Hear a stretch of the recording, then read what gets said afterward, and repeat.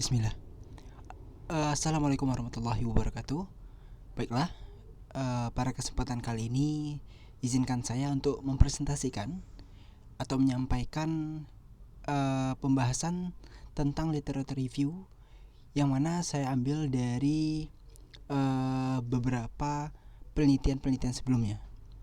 Nah, pada kesempatan kali ini saya akan mengangkat literature review dengan judul penerapan dan potensi wakaf saham dalam meningkatkan kemaslahatan dan kesejahteraan masjid dan pondok pesantren. Baik, sebelumnya perkenalkan, nama saya Nur Muhammad Aziz Bagio dengan nomor WP 1711022007, kelas 4AD 4 akuntansi. Oke, yang menjadi poin-poin mendasar pada pembahasan literature review kali ini adalah yang pertama pendahuluan, yang mana ini merupakan latar belakang mengapa penelitian itu dilakukan. Yang kedua, literature review yang merujuk kepada penelitian terdahulu atau penelitian yang isinya mendekati penelitian yang telah dilakukan. Yang ketiga, kesimpulan diambil dari literature review yang dipelajari.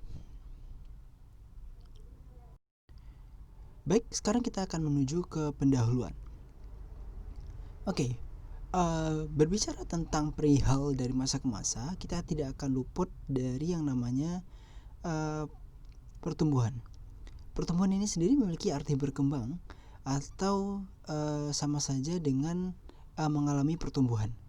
Nah, sama seperti aspek yang ada di seluruh dunia ini, mereka juga mengalami pertumbuhan. Nah, beberapa aspek yang ada di dunia ini itu juga adanya pertumbuhan yang dialami oleh mereka juga merupakan dampak adanya perkembangan teknologi dan kemunculan paradigma modern yang disesuaikan dengan peraturan dan tatanan hukum. Ada peraturan dan tatanan hukum yang mengatur segala bentuk aspek ini, tentunya juga sudah diperbaharui berdasarkan standar yang berlaku bagi suatu negara, sehingga peraturan yang ada mampu mengeliminasi kelakuan pada sebuah peraturan dan digantikan dengan peraturan yang lebih bersifat fleksibel. Oke, berbicara mengenai aspek yang dipengaruhi oleh kemajuan teknologi serta kemunculan pemikiran modern, aspek ekonomi muncul dengan berbagai gaya aturan dan sistem yang dapat memudahkan para pelaku ekonomi, baik itu dari segi konsumennya, produsennya, distributornya, untuk dapat melakukan berbagai bentuk aktivitas ekonomi. Memang dahulunya perekonomian tampil sebagai ilmu yang membahas asas-asas produksi, distribusi, dan pemakaian barang serta kekayaan yang ruang lingkupnya tidak terlalu luas, masih bisa dikatakan sempit. Bahkan perekonomian prasejarah dalam ilmu antropologi itu lebih dekat dengan sistem mata pencarian hidup, meliputi berburu, meramu, mencari ikan. Nah, hanya itu saja perilaku atau aktivitas ekonomi yang dulunya dilakukan oleh nenek-nenek moyang, yang bisa kita katakan seperti itu. Nah, dengan adanya perkembangan tadi, pertumbuhan tadi, ekonomi ini lama-kelamaan semakin menunjukkan eksistensinya dan memberikan manfaat yang luar biasa kepada seluruh pelaku ekonomi. Contohnya saja, dulu orang harus ketika ingin membeli atau membutuhkan sesuatu barang, mereka harus bertukar pakai dengan lawan dagangnya, yaitu bisa kita katakan barter. Nah, sekarang orang bisa pergi ke pasar, cukup pergi ke pasar dan membawa uang, yang mana alat tukar sekarang itu memiliki nominal, sehingga itu memudahkan orang untuk menentukan suatu harga. Nah, itu saja bisa kita jadikan sebuah patokan yang namanya perkembangan suatu ekonomi.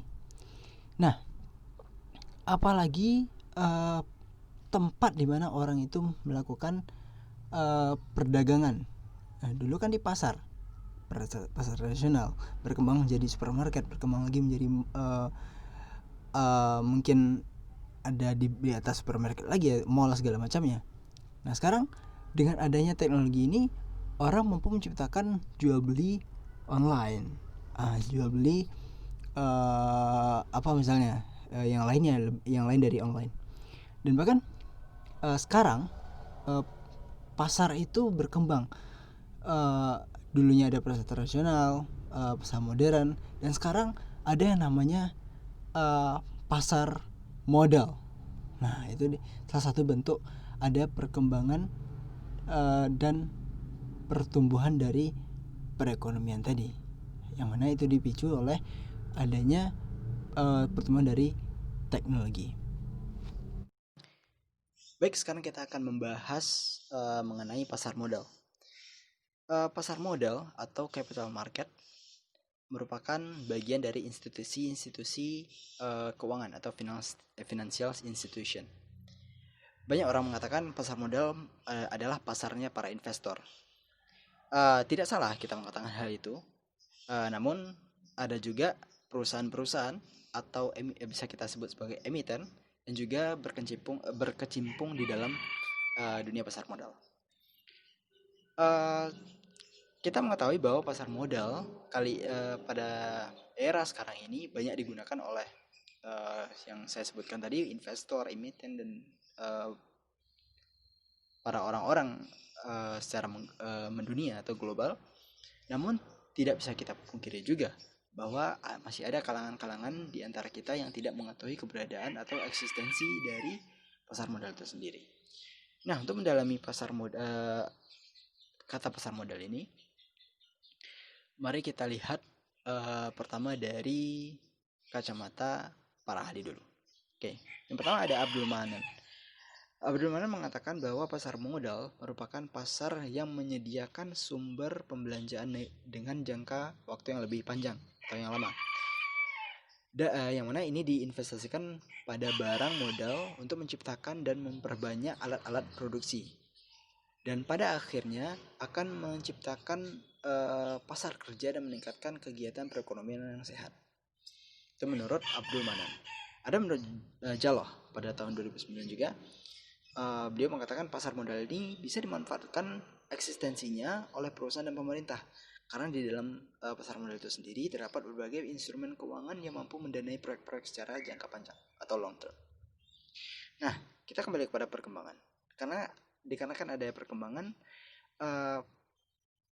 begitu juga dengan pasar modal, terkhusus di Indonesia itu sudah ada undang-undang yang mengatur tentang pasar modal itu sendiri. Dimana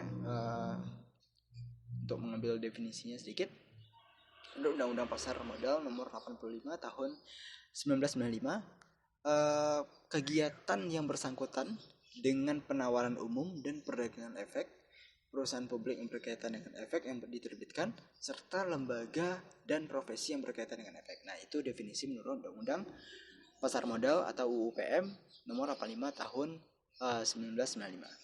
Oke, hanya sekedar informasi untuk teman-teman. Ada lagi menurut para ahli, yang mana dia membagi definisi pasar modal itu menjadi 3, yaitu ahlinya adalah Hakti Patrick dan Wu Tun Wai. Dia menyebutkan bahwa definisi pasar modal ada 3. Pertama, dari dalam arti luas. Mereka menyebutkan pasar modal adalah keseluruhan sistem keuangan yang terorganisir, termasuk bank-bank komersial dan semua perantara di bidang keuangan, surat berharga atau klaim jangka pendek, jangka panjang, primer yang tidak langsung.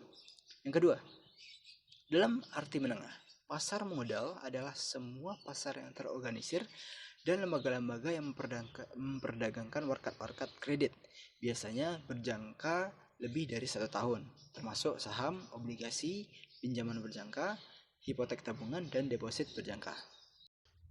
Pengertian pasar modal dalam arti sempit. Pasar modal adalah tempat pasar terorganisir yang memperdagangkan saham dan obligasi dengan menggunakan jasa maklar dan underwriter. Nah, jadi dapat kita sebutkan bahwa pasar modal ini adalah suatu tempat yang terorganisir untuk memperdagangkan efek-efek, atau sering kita sebut sebagai bursa efek. Nah, dari definisi yang telah disebutkan tadi, kita dapat mengambil kesimpulan bahwa pasar modal merupakan salah satu bentuk kegiatan dari lembaga keuangan non-bank sebagai sarana untuk memperluas sumber-sumber pembiayaan perusahaan.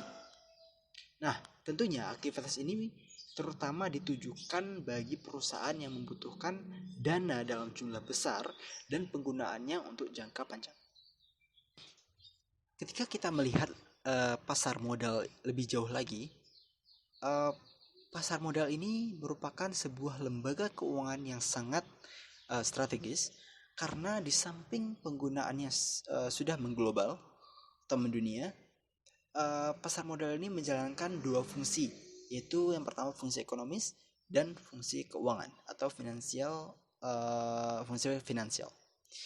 Nah, kita lihat dari fungsi ekonomis pasar modal itu, yang mana ini mencerminkan dalam penyediaan fasilitas untuk memindahkan dana dari pihak yang memiliki dana berlebih atau bisa kita sebut sebagai investor ke pihak yang membutuhkan dana, yang sering kita sebut sebagai emiten atau perusahaan. Nah, pihak yang berlebihan dana mengharapkan imbalan investasi atas dana yang diinvestasikannya itu. Sedangkan pihak yang memerlukan dana akan memperoleh manfaat atas dana yang diperoleh dari para investor untuk sesuatu investasi atau perluasan usahanya tanpa harus menunggu tersedianya dana dari operasi perusahaan itu. Nah, kalau kita lihat dari fungsi keuangan, financial function, dapat dilihat dari peran pasar modal itu sendiri. Ketika dia menyediakan dana yang dilakukan oleh para investor untuk digunakan oleh emiten, oleh perusahaan untuk mendanai kinerja perusahaan tersebut. Nah, para investor memberikan dana kepada emiten tanpa harus terlibat langsung dalam kepemilikan aktiva real yang diperlakukan oleh emiten. Tadi kita sudah sepakat bersama bahwa pasar modal adalah tempat diperdagangkannya efek-efek. Nah, tentu ketika ada perdagangan akan ada transaksi-transaksi yang terjadi di sebuah pasar. Oke, begitu juga dengan pasar modal, bahwa pasar modal ini berdasarkan jenis transaksinya dibagi dua, pasar perdana dan pasar sekunder. Kalau kita berbicara dengan pasar perdana, yaitu penjualan perdana efek atau sertifikat, atau bisa disebut sebagai penjualan yang dilakukan sesaat sebelum perdagangan sekunder itu terjadi. Nah, ketika pasar perdana ini terjadi, efek atau sertifikat yang diperdagangkan itu berlaku dengan berdasarkan harga emisi.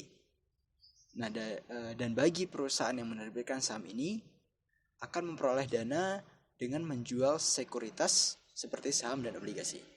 Sedangkan pasar sekunder adalah penjualan efek atau sertifikat setelah pasar perdana berakhir.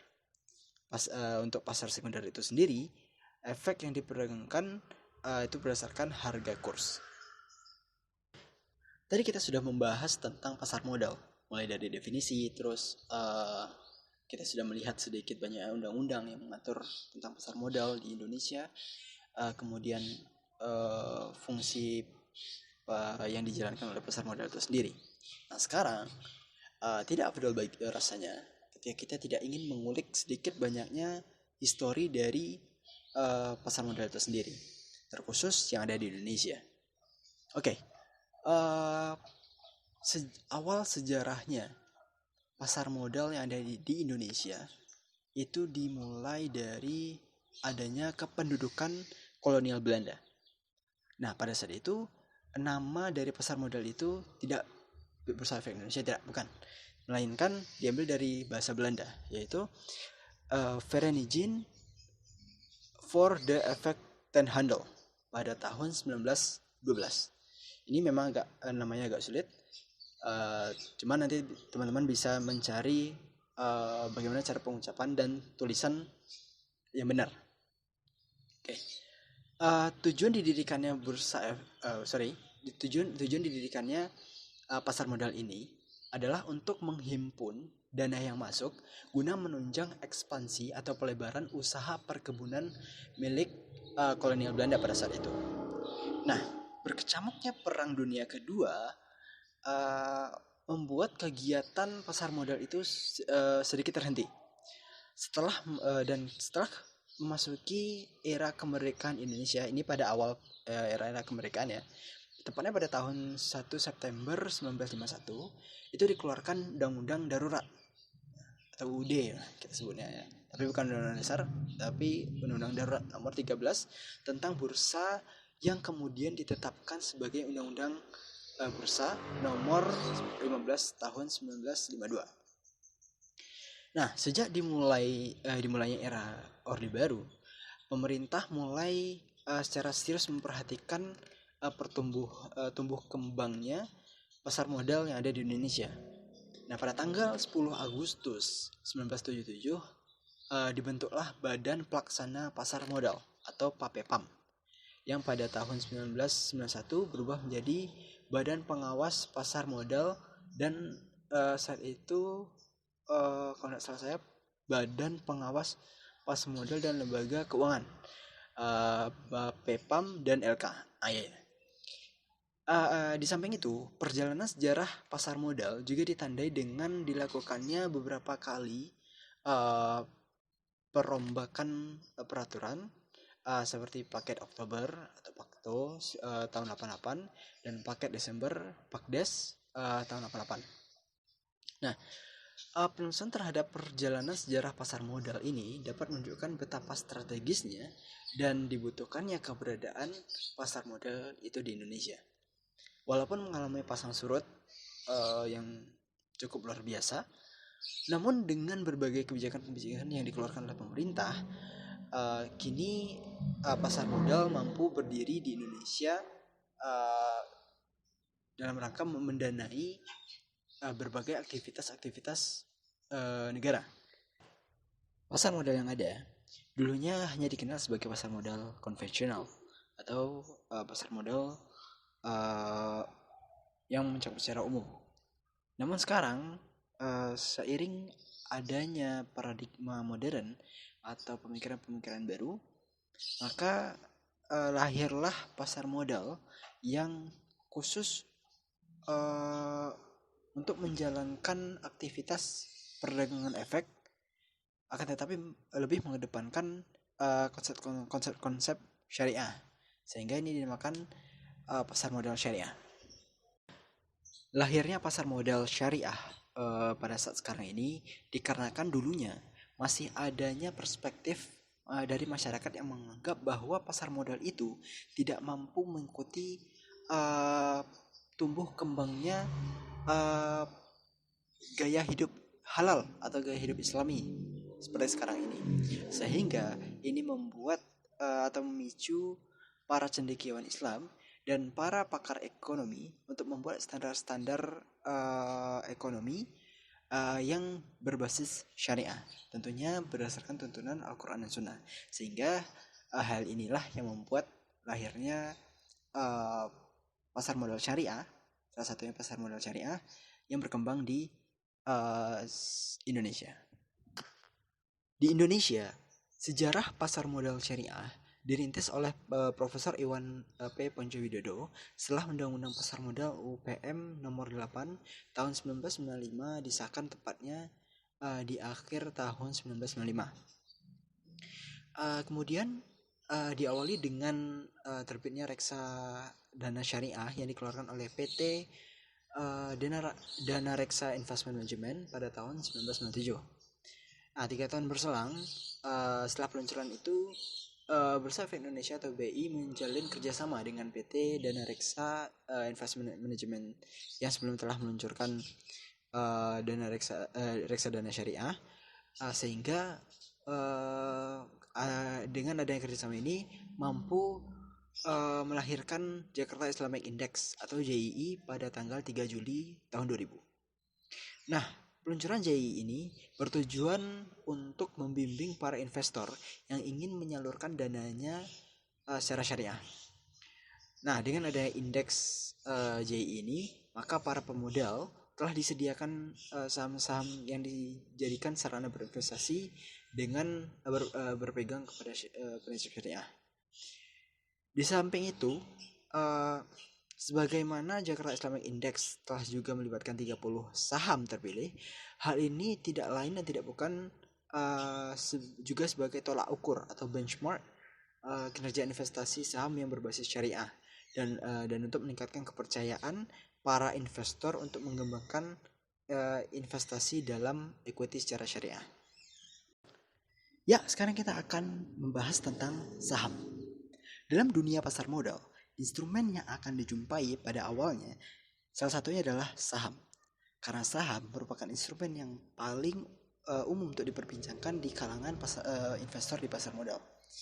Dan juga pasar modal juga dikenal dengan instrumen yang nantinya lebih dominan untuk diperdagangkan di pasar modal.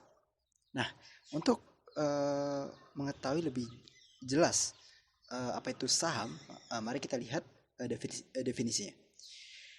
Saham merupakan surat tanda penyertaan atau bukti kepemilikan perorangan atau badan yang nanti dijadikan sebagai wadah untuk berinvestasi.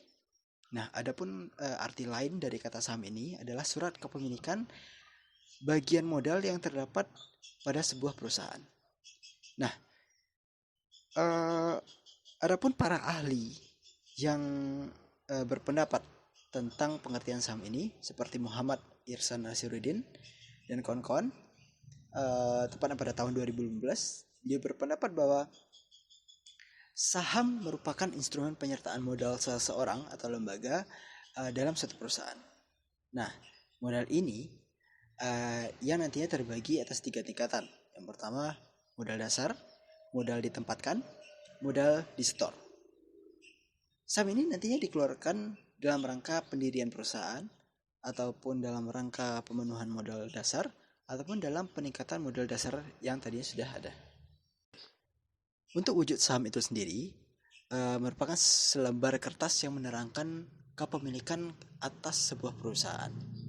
Nah, pada dasarnya membeli saham tidak jauh berbeda dengan prinsip ketika seseorang itu menabung.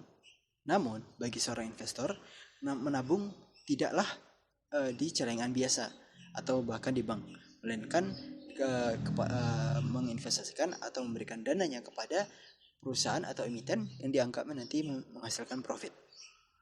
Dan berinvestasi saham memiliki imbalan yang akan diperoleh atas kepemilikan saham itu sendiri. Nah, ini merupakan kemampuan yang untuk memberikan keuntungan yang tak terhingga bagi seorang investor. Bila perusahaan penerbit mampu memberikan laba yang besar, maka ada kemungkinan pula pemegang sahamnya akan menikmati keuntungan yang besar pula. Adanya perkembangan saham itu juga dipicu oleh perkembangan pasar modal, di mana tempat saham itu diperjualbelikan. Ketika pasar modal itu hanya bersifat sebatas konvensional, maka saham yang diperjualbelikan juga bersifat konvensional. Nah, sekarang dengan adanya paradigma baru atau paradigma modern yang harus melahirkan perkembangan pasar modal bersifat lebih syariah, maka produk yang dihasilkan juga bersifat syariah, itu saham syariah. Tidak jauh berbeda dengan saham konvensional. Saham syariah umumnya juga diperdagangkan kepada masyarakat. Namun, saham syariah justru lebih mengutamakan unsur-unsur syariah atau lebih mengedepankan kehalalan saham tersebut. Kalau saham merupakan surat berharga yang merepresentasikan penyertaan modal ke dalam suatu perusahaan, maka dalam prinsip syariah, penyertaan modal dilakukan dalam perusahaan-perusahaan yang tidak melanggar prinsip-prinsip syariah, seperti bidang perjudian, riba, kemudian memproduksi barang-barang yang haram seperti bir dan lain sebagainya. Nah, jika ditinjau dari sisi syariah, pasar modal merupakan bagian dari aktivitas muamalah, dan transaksi di dalam pasar modal diperbolehkan sepanjang tidak menentang hal-hal yang telah digariskan. Nah, wakaf atau wakaf secara bahasa berarti itu berhenti. menahan, dan diam. Dan adapun sudut pandang syariah yang mengatakan bahwa wakaf sering diartikan sebagai aset yang dialokasikan untuk kemanfaatan umat, di mana substansi pokoknya itu ditahan, sementara manfaatnya boleh dinikmati untuk kepentingan umum. Adapun wakaf secara hukum atau undang-undang adalah wakaf merupakan perbuatan hukum wakif untuk memisahkan dan atau menyerahkan sebagian harta atas yang dimilikinya untuk dimanfaatkan selamanya atau untuk jangka waktu tertentu sesuai dengan kepentingannya guna keperluan ibadah dan atau kesejahteraan umum menurut syariah. Itu terdapat dalam Undang-Undang Wakaf Nomor 41 Tahun 2004. Adapun definisi wakaf menurut jumhur ulama adalah menahan harta yang dapat dimanfaatkan tetapi bendanya tidak berkurang dengan mentransaksikan manfaat tersebut kepada bentuk transaksi yang diperbolehkan atau kepada bentuk kebaikan dan dharma demi mendekatkan diri kepada Allah.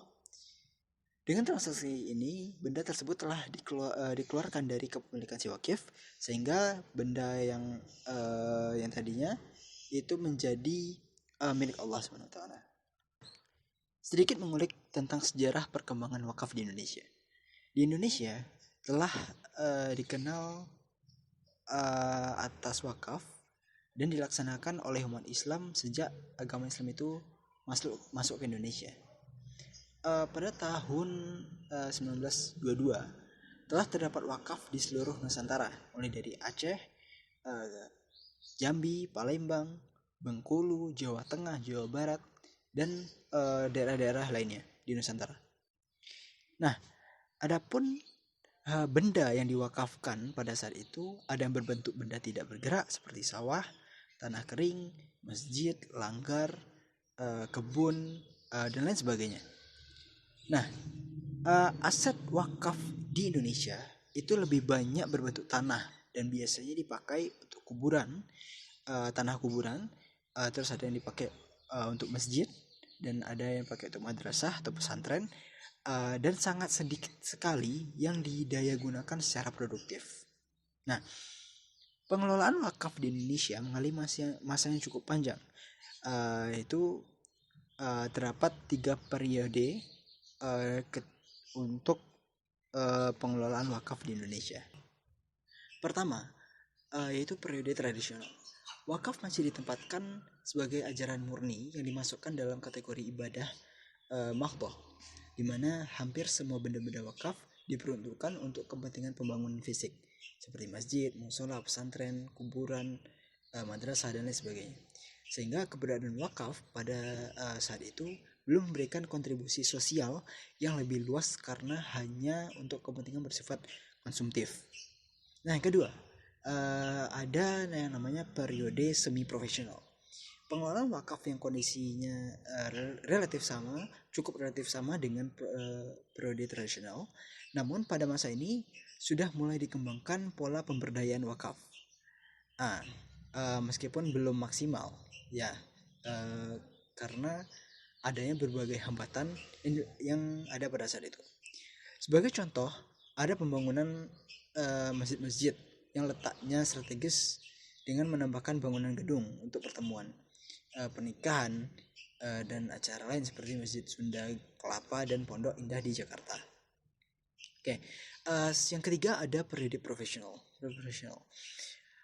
Potensi wakaf pada saat periode profesional ini sudah mulai dilirik untuk diberdayakan secara profesional atau secara produktif. Profesionalisme yang dilakukan meliputi aspek manajemen, SDM kenaziran, pola kemitraan usaha, bentuk benda wakaf itu sendiri seperti uang, saham, dan surat berharga lainnya. Nah, yang mana ini adanya dukungan pemerintah secara penuh mampu membuat aset-aset wakaf ini dikelola secara maksimal.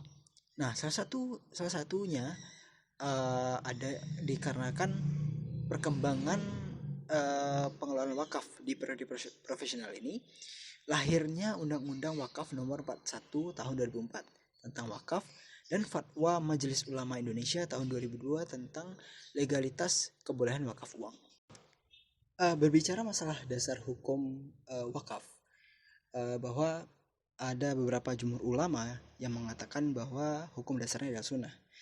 Akan tetapi beberapa ulama yang lain tidak mengatakan bahwasanya sunnah, melainkan sebatas mubah, boleh.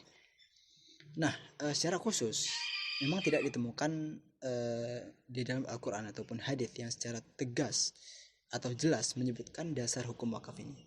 Kebanyakan hukum wakaf memang dihasilkan lewat ijtihad para ulama. Tetapi secara umum banyak ditemukan ayat Al-Quran dan hadis yang menganjurkan agar orang beriman menyisihkan sebagian hartanya untuk diberikan atau didermakan atau diinfakkan di jalan. Adapun di dalam Al-Quran, yang mana ini merupakan suruhan Allah Subhanahu wa taala untuk menyisihkan sebagian hartanya dan membelanjakannya di jalan Allah. Yang mana ini terdapat di dalam surat Al-Baqarah ayat 261. A'udzu billahi minasyaitonir rajim. Mathalul ladzina yunfiquna amwalahum fi sabilillah kamathali habbatin ambatat sab'a sanabila fi kulli sumbulatin mi'atun habbatin wallahu yudha'ifu liman yasha' wallahu wasi'un 'alim. Yang mana artinya adalah perumpamaan atau nafkah yang dikeluarkan oleh orang-orang yang menafkahkan hartanya di jalan Allah adalah serupa dengan sebutir benih yang menumbuhkan 7 bulir. Pada tiap-tiap bulir 100 biji.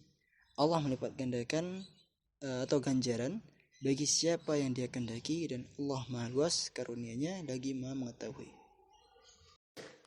Juga terdapat di dalam surah Ali Imran ayat 92, di mana Allah menjelaskan, A'udzu billahi minasyaitonir rajim.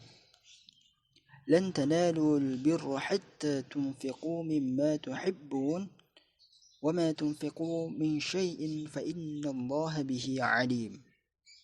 Yang mana artinya adalah kamu sesekali tidak sampai kepada kebajikan sebelum kamu menafkahkan sebagian harta yang kamu cintai, dan apa saja yang kamu nafkahkan maka sesungguhnya Allah mengetahuinya.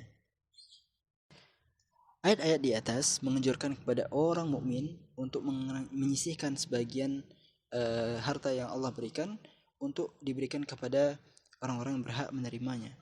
Dan wakaf termasuk salah satu cara menginfakkan harta di jalan Allah Subhanahu wa taala. Adapun dasar hukum dari hadis Rasulullah SAW yang mana ini diriwayatkan oleh Muslim. Bismillahirrahmanirrahim.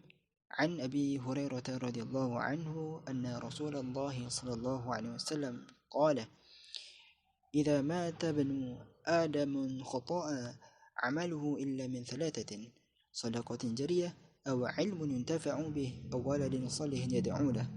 Yang mana memiliki arti jika seorang manusia meninggal maka terputuslah segala amalan kecuali 3 hal. Pertama, sedekah jariyah, ilmu yuntafa'u bih, ilmu yang bermanfaat, waladin salihin yad'u lah, dan anak-anak yang saleh. Ulama menafsirkan sedekah jariyah merupakan bagian dari wakaf. Ada hadis Rasulullah SAW yang menganjurkan berwakaf, yang mana ini dikisahkan ketika Rasulullah memerintahkan Umar bin Khattab untuk mewakafkan tanahnya yang ada di Khaybar, di mana memiliki arti dari Ibnu Umar radhiyallahu anhu berkata bahwa sahabat Umar radhiyallahu anhu memperoleh sebidang tanah di Khaybar, kemudian menghadap Rasulullah untuk memohon petunjuk. Umar berkata, ya Rasulullah, saya mendapatkan sebidang tanah di Khaybar, saya belum pernah mendapatkan harta sebaik itu. Maka apakah yang engkau perintahkan kepadaku? Rasulullah menjawab, bila kamu mau, kamu tahan pokoknya, ingat kata-kata kamu tahan pokoknya, dan kamu sedekahkan hasilnya. Kemudian Umar mensedekahkannya dan tidak dijual, tidak dihibahkan dan tidak diwariskan.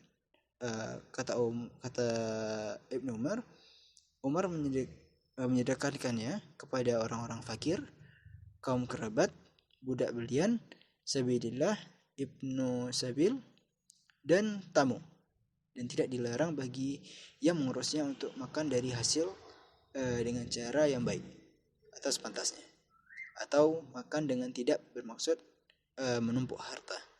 Hadis riwayat Muslim. Memang sedikit sekali ayat Al-Quran dan As-Sunnah yang menyinggung tentang wakaf, karenanya sedikit sekali hukum-hukum yang terkait wakaf ditetapkan dengan dua sumber tersebut. Akan tetapi sumber hukum yang ada ini tetap menjadi pedoman oleh para ulama ketika mengembangkan hukum wakaf dengan cara ijtihad. Oke, sekarang kita akan membicarakan wakaf saham. Yang mana kalau kita bicara tentang wakaf saham, baiknya bagi kita untuk membicarakan apa saja harta-harta yang patut untuk diwakafkan berdasarkan undang-undang dan kesepakatan para ulama.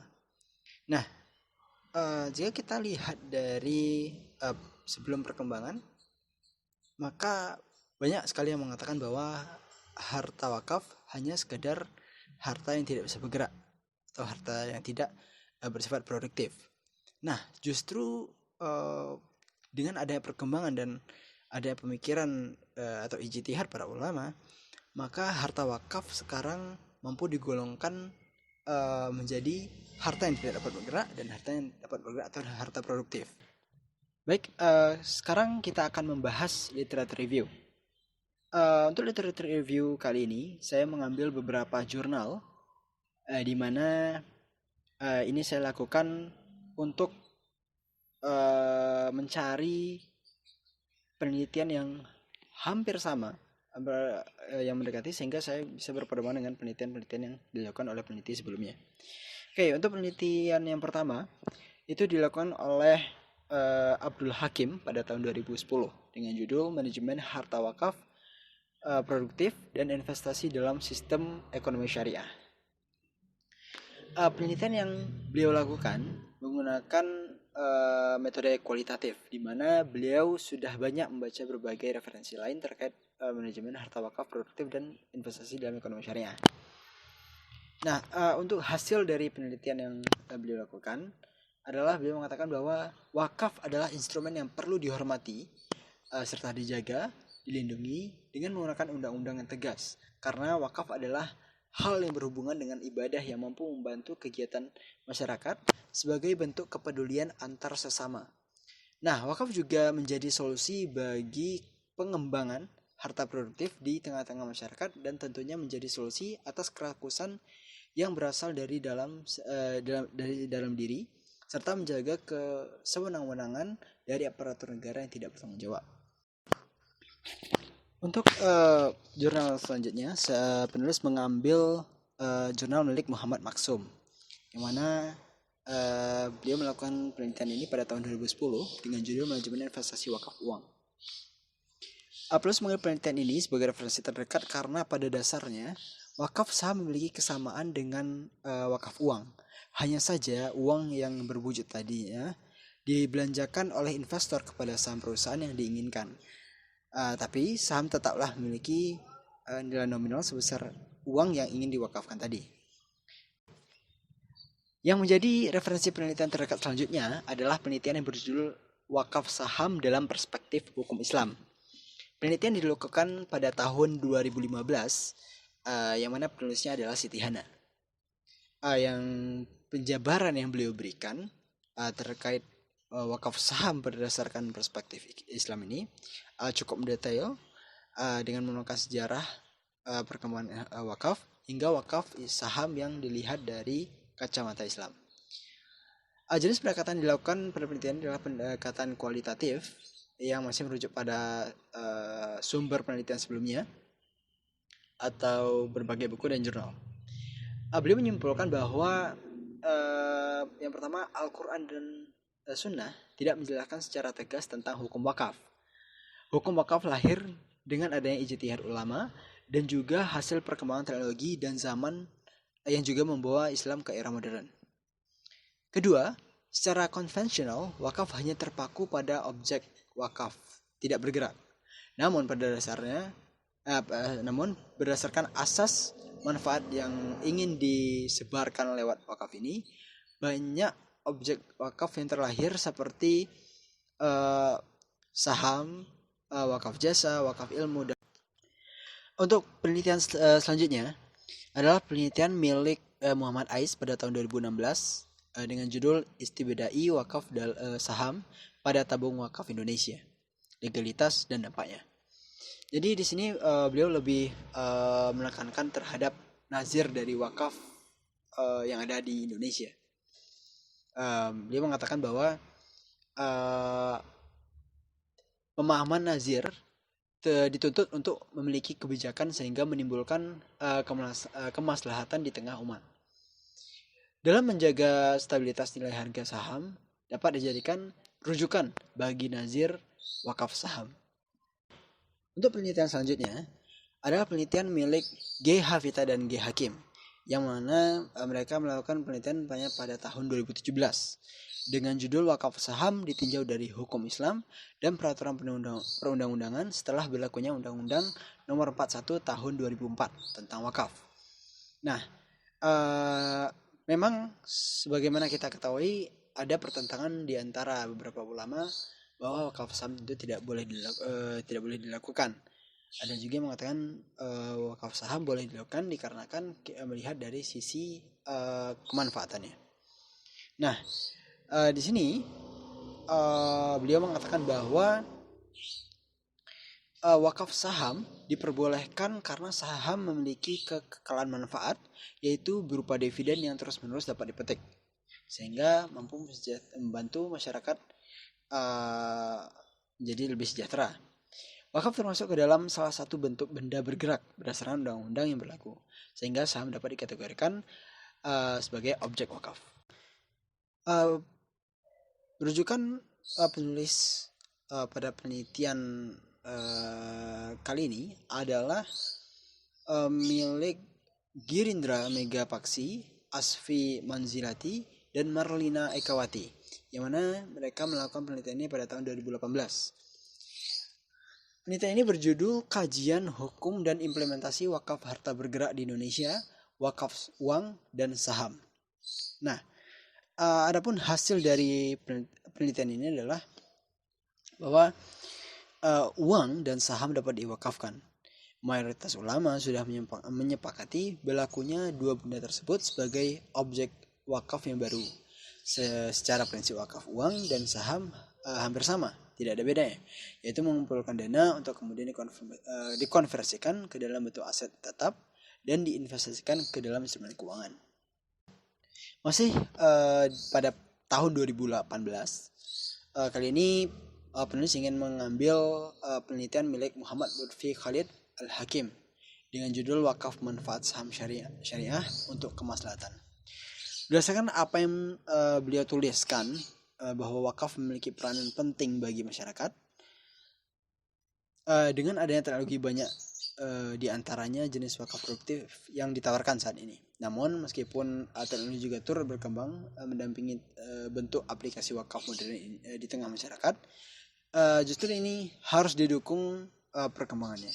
Dengan adanya sosialisasi yang cukup serta kemajuan alat komunikasi, wakaf juga bisa dipasangkan dengan jaringan internet yang nantinya bisa mempermudah masyarakat agar lebih nyaman dan menjawab segala bentuk permasalahan publik. Untuk rujukan literatur review selanjutnya adalah penelitian yang dilakukan pada tahun 2019 oleh Indah Yuliana dan Surya Perdana Hadi yang berasal dari Universitas Islam Indonesia Negeri. Mereka melakukan penelitian dengan judul Model Penerapan dan Potensi Wakaf Saham di Indonesia. Tidak berbeda jauh dengan penelitian sebelumnya. Mereka mengatakan bahwa wakaf saham yang sudah ada di tengah-tengah masyarakat ini merupakan hasil dari ijtihad para ulama. Gaya hidup halal dan cara orang berinvestasi kini digabungkan hingga masyarakat yang ingin melakukan ibadah wakaf bisa dengan menggunakan jalur wakaf saham sebagai bentuk pengimplementasiannya. Penelitian yang menggunakan metode kualitatif ini berkesimpulan bahwa model penerapan wakaf berbasis saham adalah berasal dari keuntungan pengelolaan pengelolaan saham yang kemudian diberikan kepada lembaga pengelolaan wakaf untuk kemudian dikonversi menjadi aset. Potensi wakaf saham di Indonesia sangatlah besar karena bisa dilihat dari jumlah umat muslim dan peningkatan jumlah investor setiap tahunnya yang selalu stabil bahkan meningkat. Penelitian selanjutnya yang menjadi rujukan adalah penelitian milik Aji Prasetyo yang pada tahun 2019, yang mana penelitian ini berjudul Wakaf Saham dalam Meningkatkan Investasi Saham Syariah di Indonesia.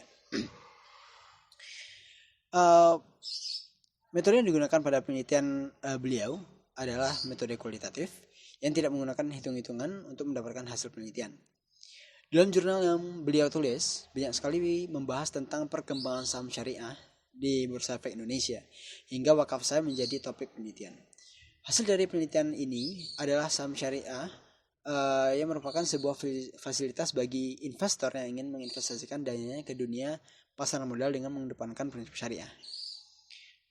Perkembangan yang ditunjukkan oleh Bursa Efek Indonesia bahwa saham syariah mengalami kestabilan dari tahun ke tahun.